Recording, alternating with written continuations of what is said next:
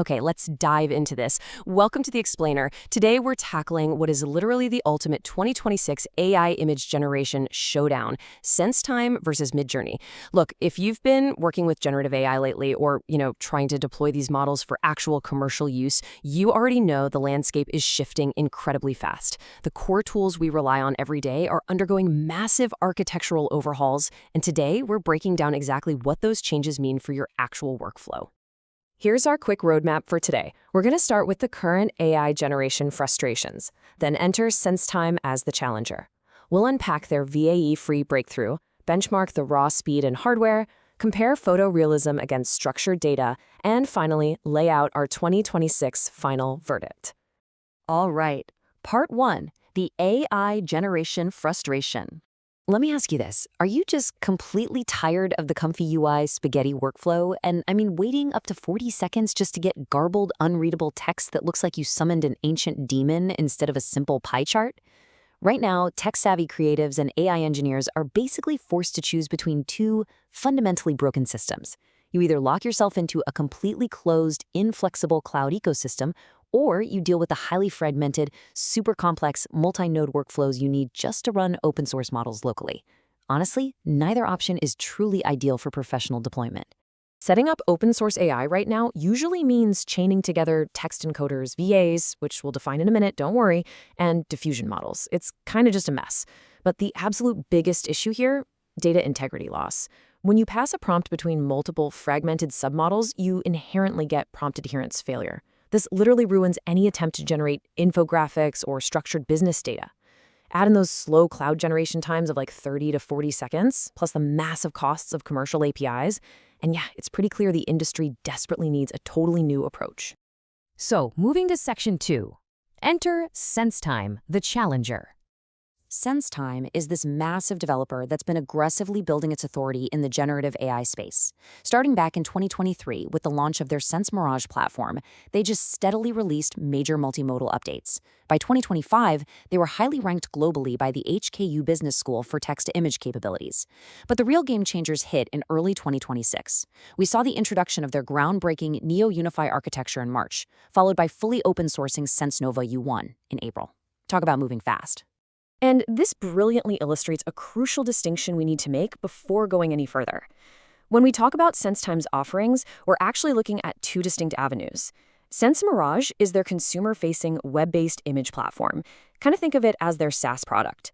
On the other hand, SenseNova U1 is the underlying open-source base model itself. That's the actual code and architecture right there on GitHub and Hugging Face, ready for engineers to download and deploy. All right, Section 3, the VAE-free breakthrough. Okay, let's geek out on the underlying technology for a second here, because this right here is what breaks that frustrating bottleneck we were just talking about. The source material details SenseTime's Neo-Unify architecture. This is a monolithic multimodal model framework, but what does that actually mean in plain English? Well, it means they have entirely eliminated the need for a traditional text encoder and a VAE, or variational autoencoder. By abandoning that old fragmented multimodal process, the single unified model completely prevents data loss. It's a real game changer. Let's move to and see how this builds a much cleaner generation process. In step 1, you just input your raw text prompt. Simple. In step 2, instead of bouncing that data through a bunch of disparate nodes, where all those tiny details get lost, the data goes through monolithic processing via Neo-Unify. So no VAE required. This leads directly to step 3, the output of a high-resolution, perfectly structured image. Because the data isn't being degraded in translation between all those submodels, the prompt adherence is absolute. It hits the nail right on the head. Which brings us to Section 4, benchmarking speed and hardware. 40 seconds. Yup, that is the deeply frustrating maximum wait time you often experience when waiting for Midjourney's cloud rendering to complete just a single generation. It's a massive bottleneck if you're trying to iterate rapidly, test your prompts, or, build high-volume applications on top of their API. But with the open-source SenseNova U1, oh man, you are looking at a blistering 23.04 seconds. That is the incredible speed you get right out of the box. And as you'll see here, the massive performance gap is incredibly clear. Midjourney's proprietary cloud architecture is bottlenecking users at up to 40 seconds per image. Meanwhile, SenseTime's new unified architecture slices that time down almost in half, hovering right at that sweet 23-second mark. So the crucial point is, this incredible 23-second speed isn't happening on some massive, insanely expensive corporate server farm. No way. It is running natively on consumer RTX 5090 GPUs.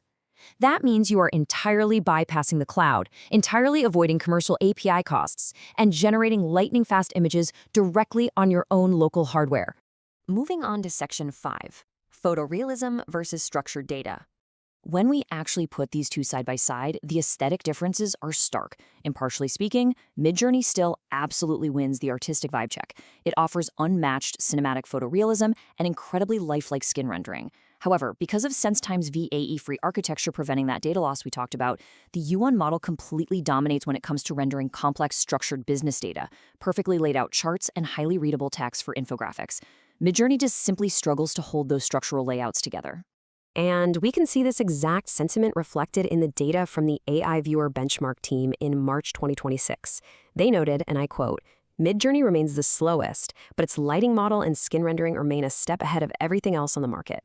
So Midjourney definitely retains a very real, very defensible moat when it comes to pure proprietary aesthetics. If you need a gorgeous cinematic portrait, for sure, it is still the industry gold standard. Finally, Section 6, the 2026 final verdict.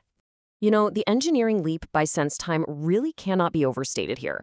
A technical analysis by Gigazine cements this objective reality. They state, SenseNova U1 is designed to perform generation processing with a single model, without requiring a VAE or text encoder, and has succeeded in producing high-quality images while keeping the model size smaller than existing models.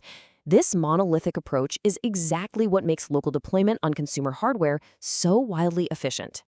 Now, what's really interesting about this slide is how your choices are clearly defined. Just looking at the matrix, for architecture, Midjourney uses a proprietary pipeline, while SenseTime uses that unified VAE-free model. For speed, Midjourney sits in the 30 to 40-second range, whereas SenseTime clocks in at a rapid 23 seconds.